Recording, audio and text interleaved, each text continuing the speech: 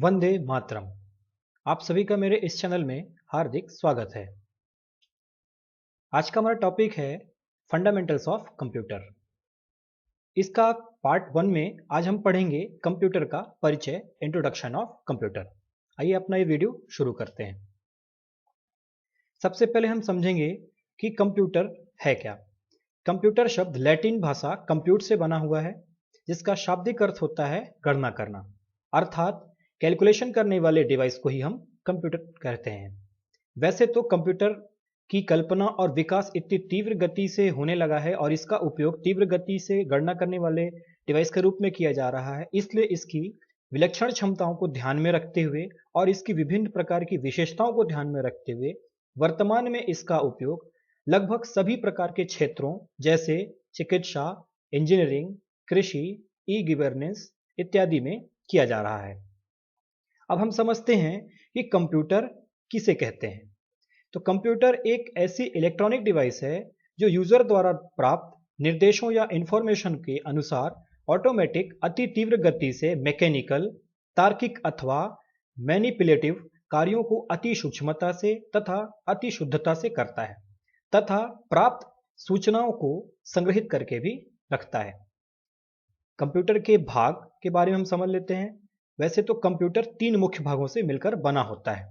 पहला भाग है इनपुट यूनिट, दूसरा है सेंट्रल प्रोसेसिंग यूनिट, तीसरा है output unit. Central processing unit basically 3 part से मिलकर बना होता है। कंट्रोल यूनिट, एएलयू यूनिट यानी अरिथमेटिक लॉजिकल यूनिट तथा मेमोरी यूनिट।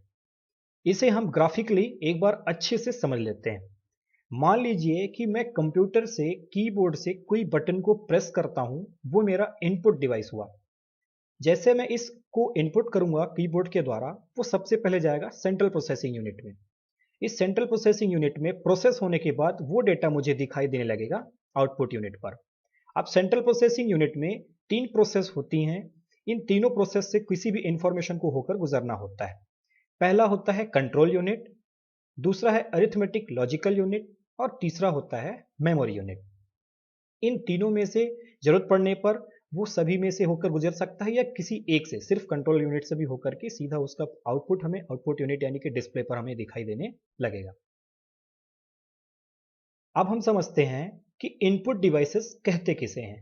तो इनपुट डिवाइस ऐसी डिवाइसेस होती हैं जिनका उपयोग यूजर उपयोग करके निर्देशों को कंप्यूटर में प्रविष्ट करता है।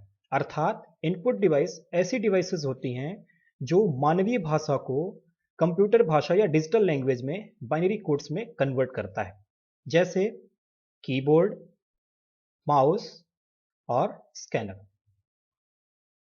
अगला हमारा प्रकार होता है आउटपुट डिवाइसेस। आउटपुट डिवाइस ऐसी डिवाइसेस होती हैं जिसके द्वारा यूजर कंप्यूटर द्वारा प्रोसेस इंफॉर्मेशन को रिजल्ट के रूप में प्राप्त करता है, जैसे डिस्प्ले यानी कि मॉनिटर, प्रिंटर, प्लॉटर और स्पीकर्स। सेंट्रल प्रोसेसिंग यूनिट, इसे हम शॉर्ट में सीपीयू भी कहते हैं। यह कंप्यूटर का दिमाग या मस्तिष्क होता है जो कि यूजर द्वारा इनपुट डेटा या इंफॉर्मेशन को प्रोसेस करता है तथा पुनः यूजर की आवश्यकता अनुसार उसे रिजल्ट के रूप में डाटा को उपलब्ध कराता है। यह प्रोसेसिंग क्रिया 3 चरणों में होती है। पहला एएलयू, दूसरा कंट्रोल यूनिट और तीसरा प्राइमरी यूनिट। यहाँ पे एएलयू का मतलब अरिथमेटिक लॉजिकल यूनिट होता है। अब हम इन तीनों भागों को अलग अलग समझ लेते हैं। एएलयू अंकगणितीय तथा तार्किक इकाई, इसे इंग्लिश में अरिथमेटिक लॉजिकल यूनिट भी कहा जाता है। यह एक ऐसा इलेक्ट्रॉनिक सर्किट होता है जिसमें एक तरफ से डेटा को इनपुट करने पर दूसरी ओर रिजल्ट प्राप्त हो जाता है। इसका कार्य सभी प्रकार की अंकगणितीय क्रियाएं करना, जैसे जोड़ना, घटाना, गुणा करना, भाग करना तथा दोनों संख्याओं के बीच में तुलना करना होता है। इसमें सारी क्रियाएं बाइनरी पद्धति में की जाती हैं। इसमें प्राप्त होने वाला रिजल्ट डेटा को टेम्पररी स्टोर करने के लिए विशेष बाइट्स होती हैं, जिन्हें हम रजिस्टर भी कहते हैं। अगला है हमारा कंट्रोल यूनिट। यह कंप्यूटर का सबसे मुख्य भाग होता है जो कि कंप्यूटर के सभी भागों को काम को कंट्रोल करता है। जितने भी कंप्यूटर्स के कंपोनेंट्स होंगे उनको कंट्रोल करेगा। तथा इसका सबसे मुख्य कार्य यूजर द्वारा इनपुट इंफॉर्मेशन को पढ़कर फिर उसका विश्लेषण करके कंप्यूटर के जरूरी भागों तक उस जानकारी को पहुंचाना तथा उस डिटेल को प्रोसेस करके यूजर की आवश्यकता अनुसार उसी डेटा को रिजल्ट के रूप में उपलब्ध कराना होता है। अगला प्रकार है हमारा प्राइमरी मेमोरी यूनिट। यह कंप्यूटर की वर्किंग स्टोरेज होती है जिसमें डेटा, इंफॉर्मेशन और प्रोग्राम प्रोसेस होने के दौरान स्थित रहता है और जरूरत पड़ने पर तत्काल इनका उपयोग किया जा सकता है। इसमें डेटा को स्टोर करने के लिए कई स्थान या लोकेशंस का एक एड्रेस होता है। इसे मेमोरी साइज या मेमोरी कैपेसिटी कहते हैं। ये दो प्रकार के होते हैं, एक होता है रैम और दूसरा होता है रोम। सबसे पहले हम समझते हैं रैम क्या है। इसका पूरा नाम रैंडम एक्सेस मेमोरी है। यह वास्तव में रीड राइट मेमोरी होती है जो कि मेटल ऑक्साइड सेमीकंडक्टर यानी कि MOS से बनी होती है। इसमें डाटा अस्थायी रूप से स्टोर होता है। यह कंप्यूटर की अस्थायी यानी कि वोलेटाइल मेमोरी होती है। इसमें यूजर द्वारा इनपुट किया गया डाटा प्रोसेस होने से पहले इस रैम में स्टोर होता है जिसे CPU द्वारा जरूरत पड़ने पर वहां से प्राप्त कर लिया जाता है। रैम के 4 प्रकार अलग अलग से होते हैं, D RAM, SD RAM, RD RAM और DD रैम। डी रैम का पूरा नाम डायनेमिक रैम, SD का नाम सिंक्रोनस डायनेमिक रैम, RD का नाम रैम्बस डायनेमिक रैम, DD का नाम डबल डेटा डायनेमिक रैम। जिसमें से RD रैम जो होता है यह 800 मेगाहर्ट्ज तक की गति से डाटा को स्थानांतरित किया जा सकता है इसके द्वारा। हम इन सभी प्रकार के रैम्स के बारे में आने वाली वीडियो में समझेंगे कि रैम किसे होते हैं कहते हैं और रैम के ये विभिन्न प्रकार कहाँ कहाँ उपयोग में लाए जाते हैं और किस प्रकार के होते हैं। अभी हम अपना अगला टॉपिक हमारा हो जाता है रोम।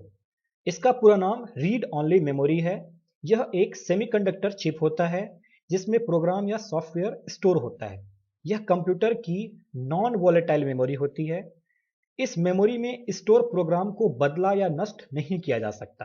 कंप्यूटर को चालू करते ही ये ऑटोमेटिकली ऑन हो जाते हैं और कंप्यूटर से जुड़े सभी कंपोनेंट्स को एक्टिव कर देते हैं। रोम में उपस्थित इन प्रोग्राम को बायोस प्रोग्राम भी कहा जाता है। अब हमारे रोम निम्नलिखित 5 प्रकार के होते हैं, पी रोम, ईपी रोम, ईईपी रोम, ईए रोम और flash memory. P ROM programmable read only memory, EPROM erasable programmable read-only memory, EEPROM electrically erasable programmable read-only memory, EAROM electrically alterable read-only memory होता है। हम आने वाली वीडियो में सभी प्रकार के रोम्स के बारे में भी पढ़ेंगे। तो दोस्तों कैसा लगा यह वीडियो कमेंट सेक्शन में जरूर बताएं। हमारे किसी भी वीडियो से प्राप्त होने वाली जानकारी के नोट्स पाने के लिए हमें जरूर बताएं। हम जल्द ही मिलेंगे अपने अगले वीडियो में। तब तक के लिए जय हिंद, वंदे मातरम।